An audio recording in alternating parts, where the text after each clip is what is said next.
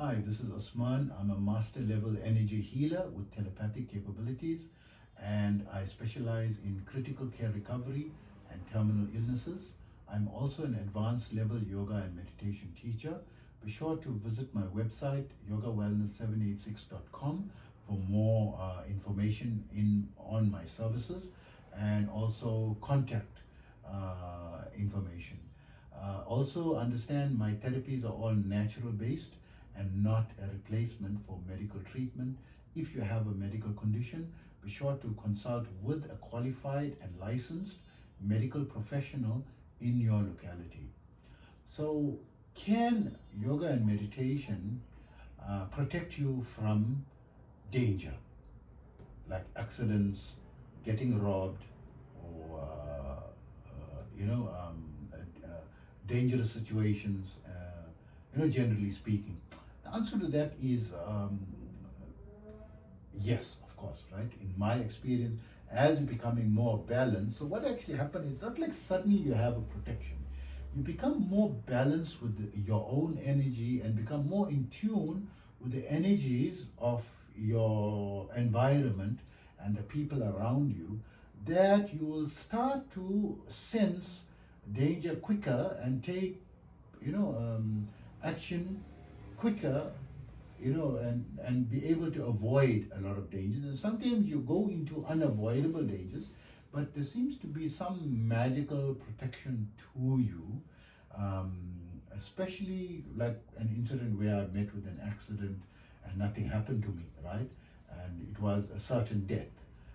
In that, and the other passengers all got injured, and absolutely nothing happened to me. So I've been practicing at that point yoga and meditation for about just over 10 years, although I was just 19 years old at the time. But does it mean that this is a blanket insurance that I have, and I should go into any type of dangerous situation feeling that nothing can harm me? No, this is very irresponsible. It was a very necessary, and I don't consider it's because I never ever thought that it's because of my practice of yoga and meditation that I got protected. But there's been so many negative situations that I was protected in. I just consider myself very lucky, right? So is it a coincidence, or can I attribute, a balance? So there could be, and definitely is, some influence in that. Also, when it comes to criminal elements, right? Wanting to rob you and inflict harm on you, or murder you as well. So in a conflict situation, have I been in conflict situations where people almost killed me? Yes.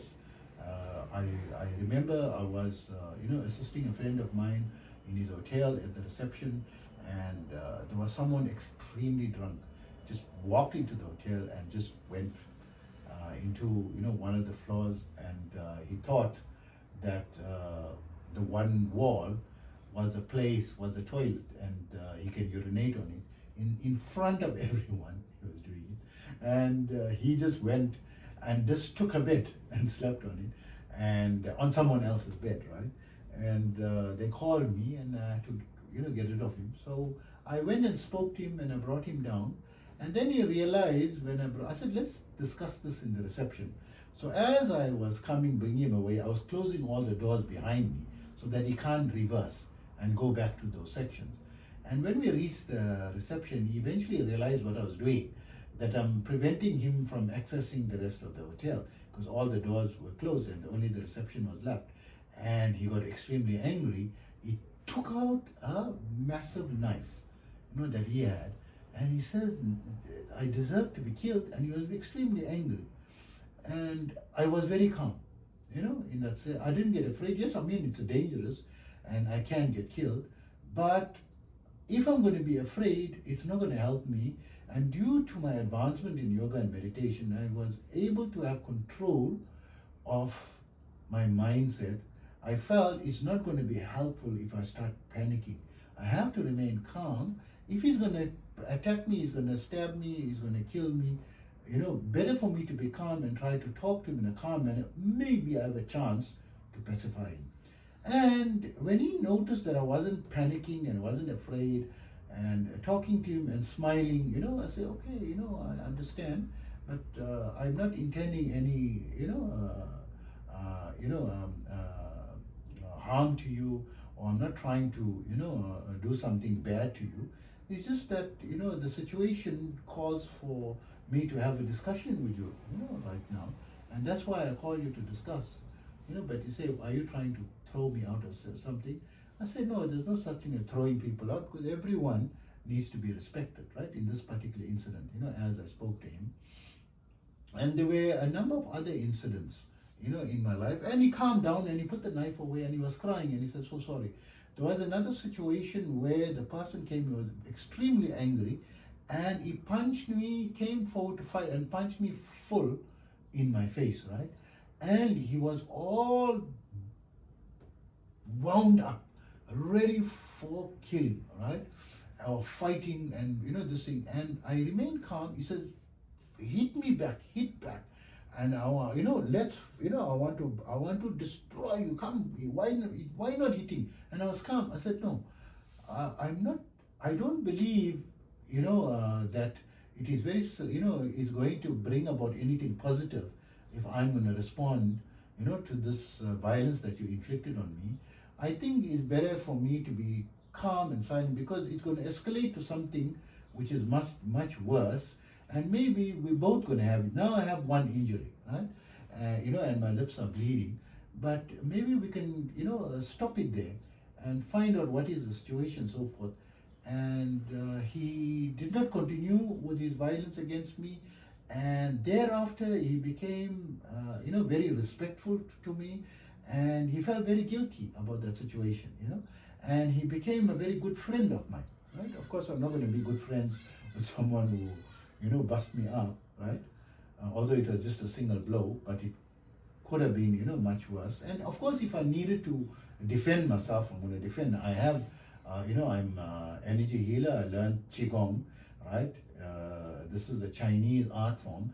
It's part of the Shaolin temples, and one of the ambits is Kung Fu, martial arts as well. So I'm trained in martial arts as well, right? And I can defend myself, or try to defend myself, and offer some resistance, right?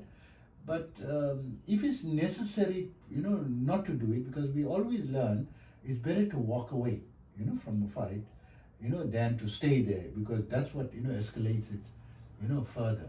And if it's going to become a danger to my life, that is different. And one of the things we learn in martial arts is be able to take hiding as well, right? And not take it seriously. I mean, it's a fist fight, and be able to take a few blows, right? And not be the one that got no blows and you're the only one fighting, right? And you're going to lose a lot of fights as well, right? Be prepared for that when you're fighting. And when your life is in danger, you have to defend yourself. You're forced to, fight as well. And there were multiple, situations where I was confronted with the violence, and I neutralized it by keeping a calm state of mind, in that sense. But I'm not going to dangerous areas because I practice yoga and meditation, and confronting dangerous people when they are, intense and all wound up and in a fight. Say, no, I've got yoga. Let me go in there, intervene, and break the fight up, and my energy is going to help, and neutralize the situation, calm that. I'll probably get killed, right? Only if it comes to me. I'm not irresponsible to put myself in danger, right? So be aware of this, logical way and responsible way of acting. And as you're advancing in the yoga and meditation sciences, when you see that things are working in your favor and you have a better calm state of mind, better control of negative situations, don't take advantage of that and put yourself into unnecessary risk. So I hope that information helps you. Take care of yourself always.